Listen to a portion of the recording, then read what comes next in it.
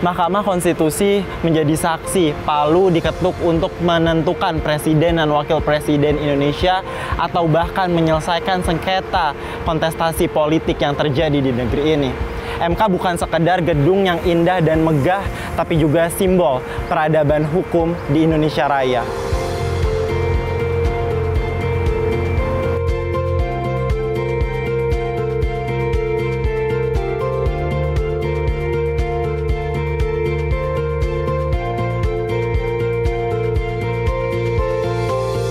Pemirsa Berita Satu, selamat datang di interior gedung Mahkamah Konstitusi. Saya nggak bakalan bahas pilpres, pilkada, atau rancangan undang-undang. Jarang-jarang kan dari nol masuk ke ruang-ruang politik. Coba tebak saya mau bahas apa?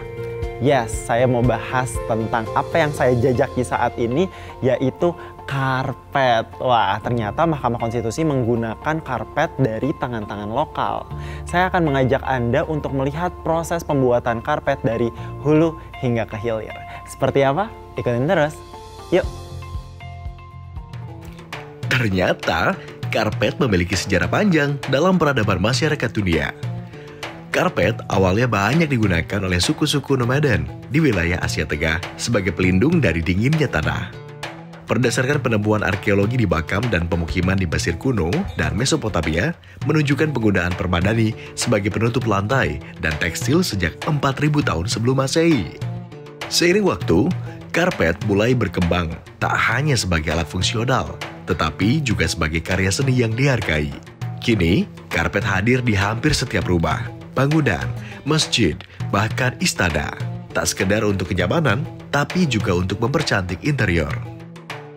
Jadi mungkin dari karpet itu sendiri juga masih banyak ya. Maksudnya dari warna bisa ngaruhin, tekstur kenapa mempengaruhi. Jadi tiap karpet itu banyak jenis teksturnya juga. Jadi mempengaruhi secara feel, terutama kalau lebih warna tuh lebih mempengaruhi, lebih sesuai dengan suasana ruangannya sih sebenarnya. Bahan yang digunakan pun berkembang, mulai dari bahan alami hingga sintetis, dengan desain beragam, sesuai kebutuhan dan selera zaman. Jadi sih kalau secara motif itu menyesuaikan desain ya, gimana kebutuhan klien sendiri. Jadi jenis karpet kan banyak ya, jadi terkadang kita lihat dulu nih kebutuhannya apa, baru secara desain juga gimana. Jadi pemilihan karpetnya juga nggak sembarangan. Selama ini pun kita masih terpaku dengan produk karpet buatan luar negeri, terutama Timur Tengah dan India, karena dianggap memiliki kualitas lebih unggul. Tapi bener gak sih kalau kualitas karpet impor lebih baik? Mending langsung buktiin aja dengan mengintip pembuatan karpet di kawasan Babelan, Bekasi, Jawa Barat. Untuk menuju lokasi, perjalanan memakan waktu sekitar 1 jam dari Jakarta Selatan. Guys, this is our main character today, pabrik karpet. Nah, di sini tempat membuat karpet dari nol sampai didistribusikan. Saya mau ngajakin kalian untuk membuat karpet dari desain-desain sampai nanti kita bakalan gejek-gejek atau ngetafting karpetnya. Penasaran? Ikutin saya, let's go. Kali ini, tim dari nol akan didampingi oleh kepala pabrik, yaitu Pak Didi. Nah, daripada penasaran, apa sih langkah pertama dari pembuatan karpet ini? Ini bersama Pak Didi. Pak Didi, sehat ya, Pak. Pak Didi, ini saya mau lihat proses yang pertama, itu ngapain dulu biasanya? Oke, untuk proses pembuatan karpet, jadi ini di sini ruang desain. Jadi ada desainer kita nih, Pak Ruli. Jadi dari keinginan customer seperti apa bentuknya, warnanya, ukurannya dimatkan di sini, didesain dulu untuk warnanya, desainnya. Jadi nanti kalau desainnya sederhana paling sehari. Tapi kalau ukurannya gede apalagi rumit desainnya itu bisa sampai 3 hari. 3 hari paling lama. Berapa lama desain, Pak? Atau selanjutnya setelah desain ini proses apa, Pak? Nanti dari desain dari hasil ini nanti masuk ke drafter. Jadi kita lanjut dari sini ke drafter. Drafter dulu. Boleh kita ke sana ya, Pak?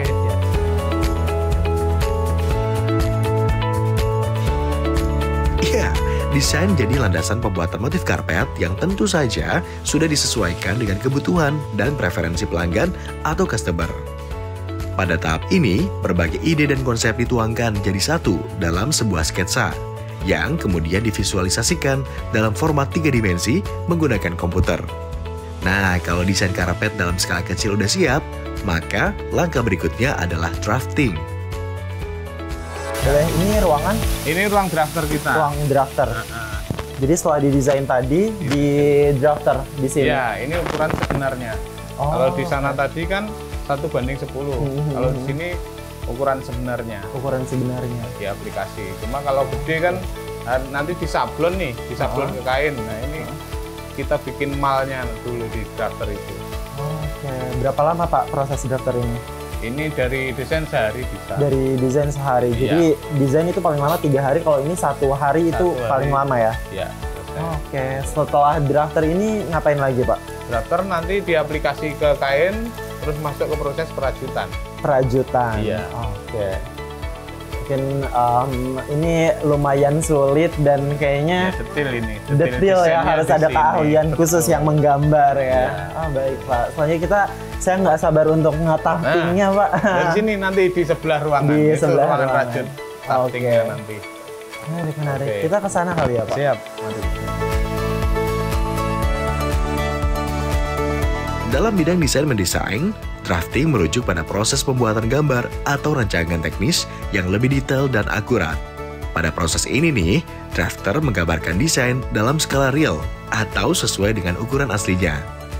Gak heran kalau proses ini memerlukan waktu yang cukup lama. Besar sekali ya Pak space ruangan untuk bagian ini namanya apa Pak? Area loop ini Pak. Loop. Oh. Tafting karpet. Jadi kita punya sepanjang 35 meter di sini. 35 meter. Wah. Jadi untuk lebaran karpet 35 meter oke untuk sini. Karpet sebesar apapun itu cukup aja ya diproduksi di sini. Oke, berapa lama Pak untuk ngetaf sendiri untuk ukuran karpet yang paling besar? Kita hitungan satu operator itu sehari, jadi bisa 6 meter. 6 meter? Untuk yang desain-desain polos. Tapi kalau untuk yang rumit begini paling 2 meter. 2 meter. Jadi tingkat kerumitan itu sangat berpengaruh untuk produksinya. Oke. Pak, ini saya pengen coba nih bareng pemirsa Berita Satu secara virtual mungkin untuk ngetafnya kali ya. Tufting merupakan proses pembuatan tekstil dengan memasukkan benang ke dalam kain dasar atau backing. Teknik ini menghasilkan loop atau tumpukan dalam membuat permadani, karpet, atau tekstil lainnya. Setelah dari loom perajutan tadi, kita masuk ke pengeleman. Pengeleman. Nah, kita sebutnya area latex ini. Oh, lemnya lem latex. Lem latex khusus. Jadi habis dirajut, ini dikasih backing lagi atasnya. Ini bagian belakang tadi. Kasih backing, habis itu dituang sama latexnya terus diratain.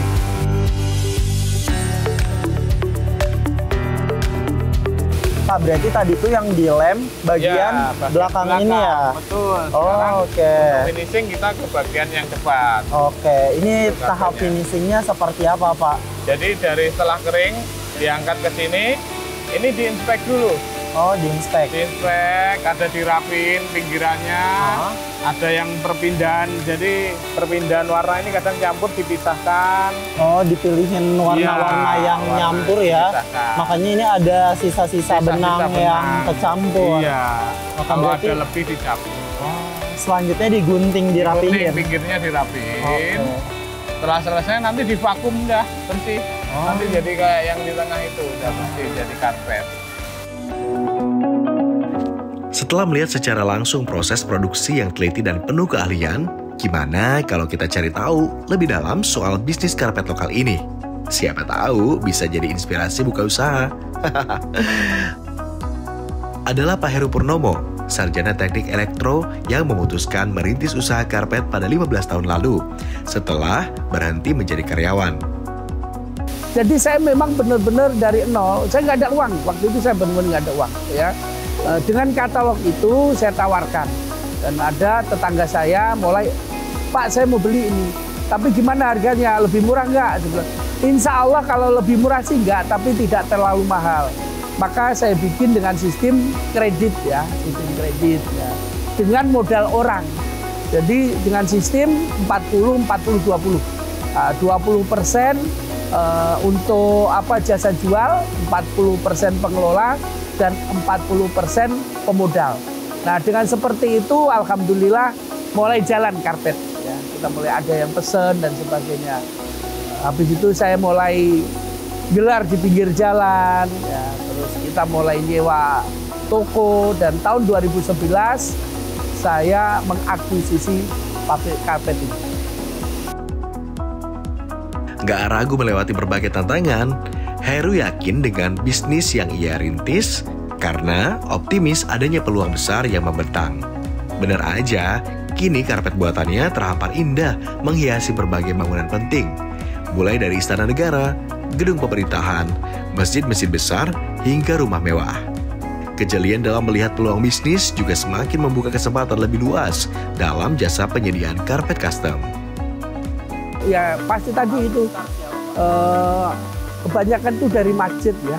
Kemarin waktu itu UII, Universitas Internasional Indonesia yang di Depok itu, internasional itu hampir 2.600 meter. Ya ada beberapa juga Masjid Agung di Tanah Grogot di mana ini di Balikpapan, gitu kan. Dan jelas juga Istana Negara.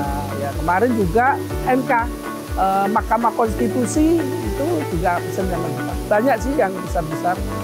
Ini lagi proses untuk Kementerian Desa ya, Pak Menteri Pak Yandri itu alhamdulillah belum mau pesen untuk ruangnya. Itu juga kemarin dari Papua, KPU Papua kita juga baru pasang. Terus beberapa bulan yang lalu itu juga untuk MTQ nasional yang diresmiin sama Pak Jokowi itu juga kita pasang. Terakhir pada saat kemarin pelantikan menteri-menteri itu yang di di Magelang, itu karpetnya dari kita. Yaitu pesen hampir 700 lembar kalau nggak salah.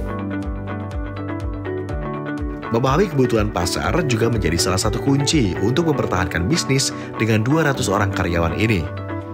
Bahkan di tengah berbagai guncangan ekonomi yang menerpa negara, Heru masih bisa menyelesaikan pesanan karpet hingga 5.000 meter dalam 1 bulannya. Nyatanya, produk karpet lokal terus mendapat tempat di tengah gempuran produk-produk impor. Apalagi 80% bahan baku yang digunakan juga berasal dari lokal. Jadi, patutlah untuk berbangga kalau Indonesia memiliki produk karpet dengan kualitas terjamin. Kalau untuk barang memang sebagian ada yang impor. Tapi kalau saya sendiri belinya dari lokal, dari Bandung ada. Jadi hampir 100% produk kita lokal kecuali yang ini ya mesin-mesinnya ya.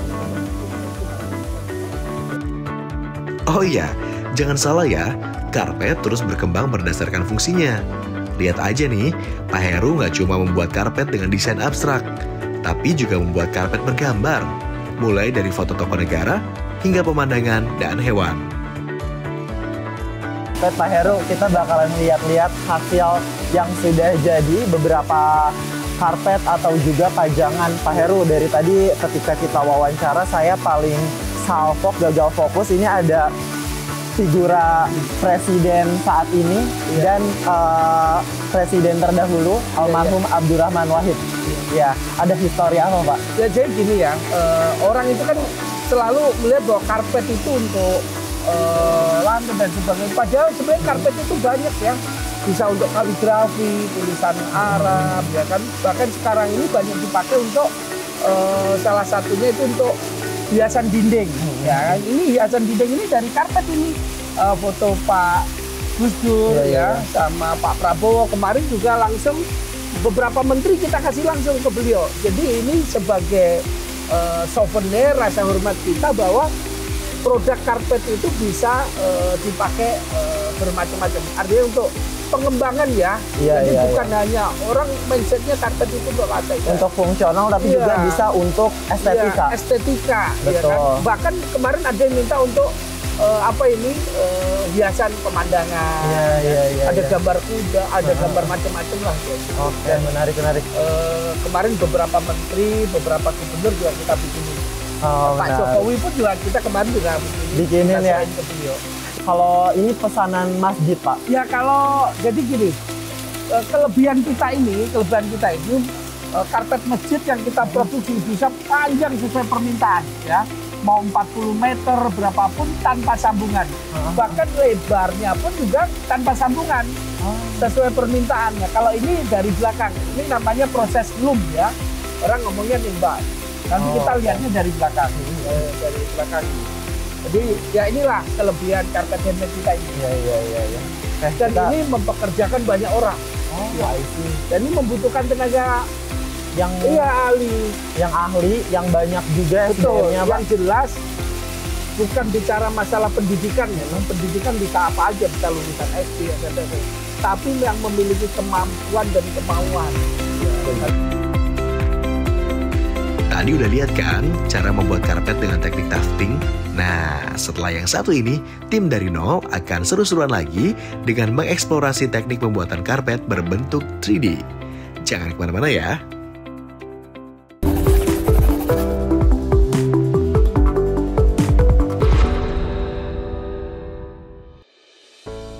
Dengan sistem kemitraan, perusahaan karpet ini memiliki 7.000 keanggotaan dan 4.000 distributor. Jadi gak heran kan kalau karpet asal Bekasi ini udah membentang dari Aceh hingga Papua. Wih, berbekal prinsip bahwa menjadi pengusaha bukan untuk mencari keuntungan semata, tapi juga memberdayakan masyarakat sekitarnya.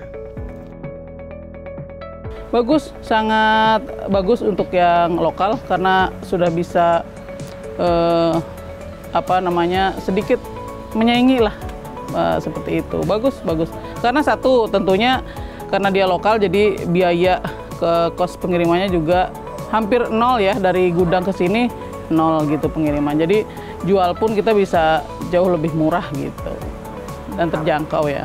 Ya bahannya kualitasnya bagus, lembut, tahan lama juga. Karena kita juga bukannya baru ini aja beli, pernah juga beli di sini kayak gitu. Makanya kita kembali lagi di sini kayak gitu, Mas.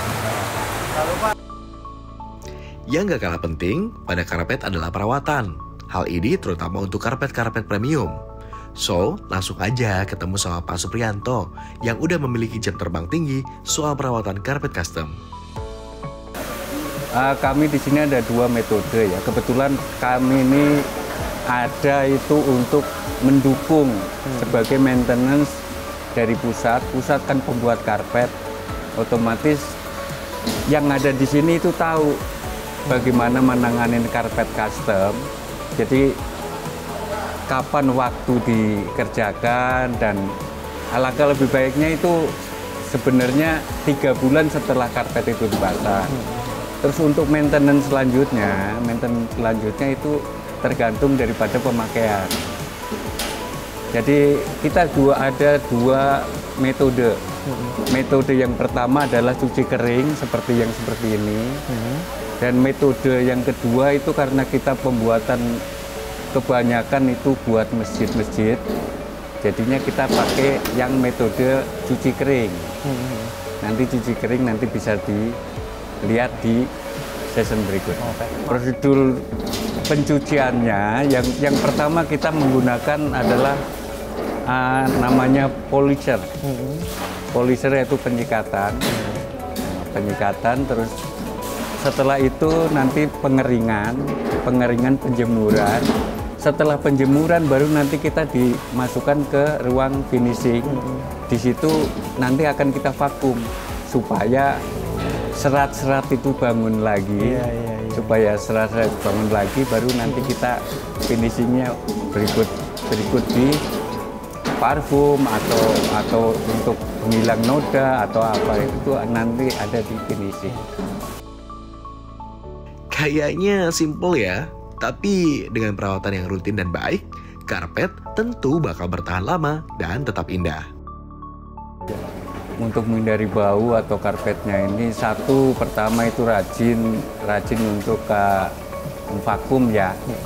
Jadi minimal itu untuk masjid-masjid itu ya dalam 1 minggu itu 3 kali vakum, itu pertama. Keduanya, kita kan biasanya mesin-mesin itu sekarang udah zamannya pakai AC semua.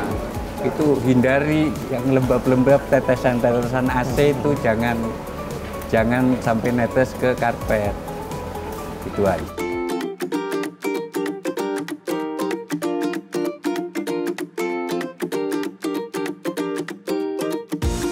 Pemirsa Berita Satu, setelah kemarin kita membuat karpet yang besar-besar, mewah-mewah, jumbo-jumbo yang mungkin alatnya tidak dimiliki oleh semua orang. Nah, hari ini saya punya dead ideas untuk pemirsa Berita Satu semua. Ini pembuatannya simpel dan mungkin bisa kalian lakukan kapan saja.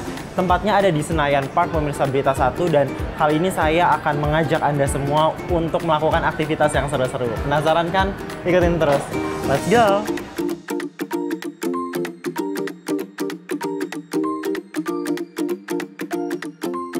Kalau gitu, langsung aja ketemu sama Mbak Leona yang akan ngajarin teknik menyulam tufting. Mbak Leona, apa kabar? Halo, kabar baik. Kabar baik, alhamdulillah. Pemirsa Berita Satu, ini Mbak Leona, co-founder dari Kina Art. Mbak Leona, hari ini kita bakalan ngapain? Hari ini kita mau belajar bikin tufting ya, bikin mini karpet. Wow. Seperti ini.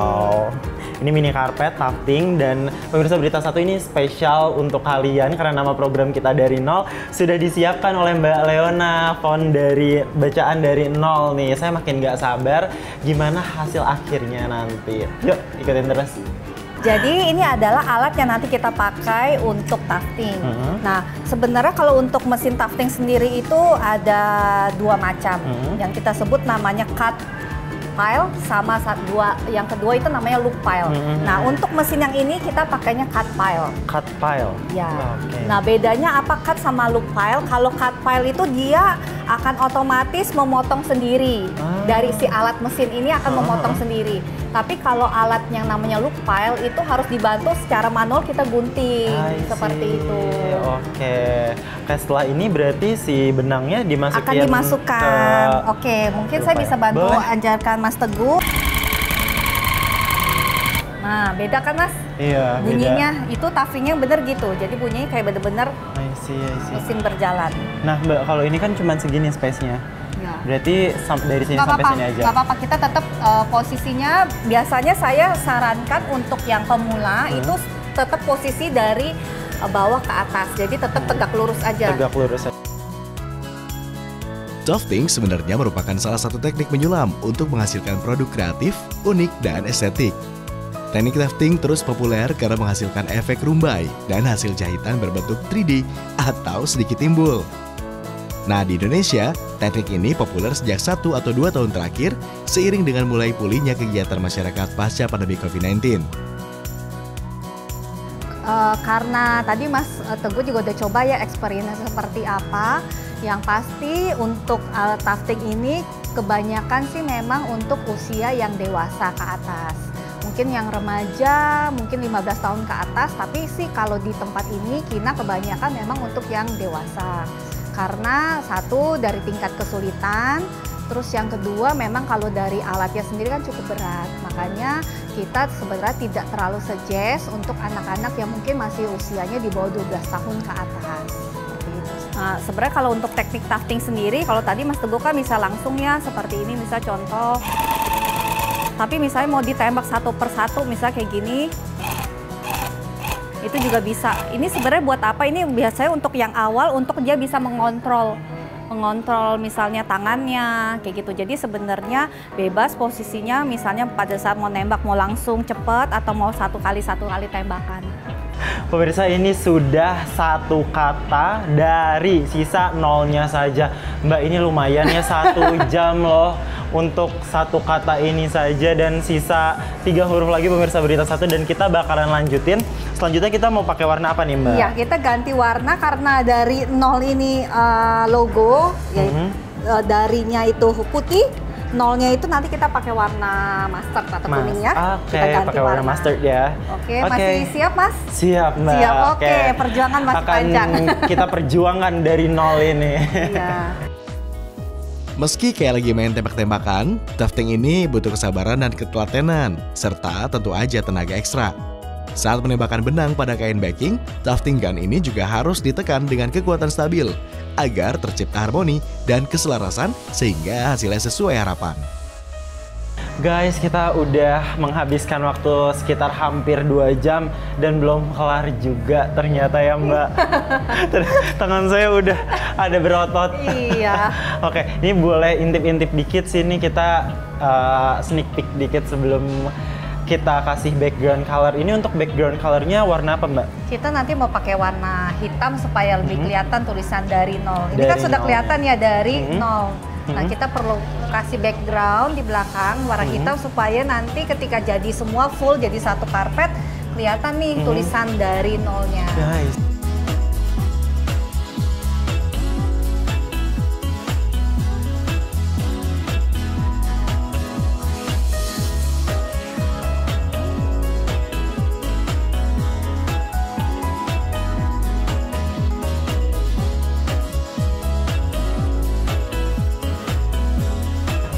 Guys, after all we have been through, akhirnya belum juga. jadi. Masih ada satu tahap lagi ya Mbak? Tahap terakhir. Namanya apa Mbak? Kita tahap terakhir itu kita trimming. Biasanya trimming itu untuk merapikan dan supaya membentuk hasil tuftingannya lebih kelihatan, lebih berbentuk. I see. Wah, kita tadi kurang lebih berapa jam Mbak bikin sampai tahap ini? Mungkin sekitar 3 jam. 3 jam guys. Gimana untuk ini 50 kali 50, ada yang 1 kali 1 meter ya Mbak? 1 Itu kali kayaknya lebih lama lagi itu ya.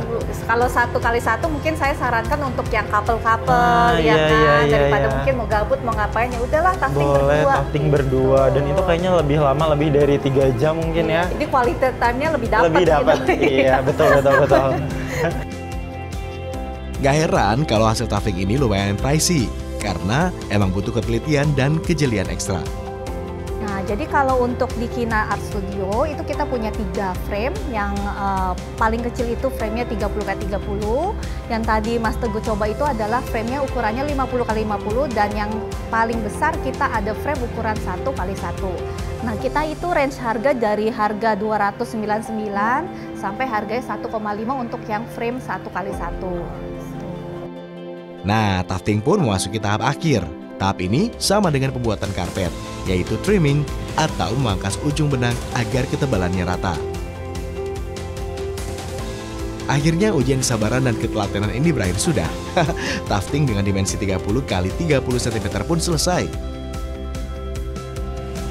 Wah guys, we did it Mbak Leona. Iya, Wah keren akhirnya. banget. Akhirnya berapa jam total Mbak? Kurang lebih mungkin udah jam berapa dari Hampir kita? 5 jam mungkin ya. Ya, belum nyampe Belum sih. nyampe sih.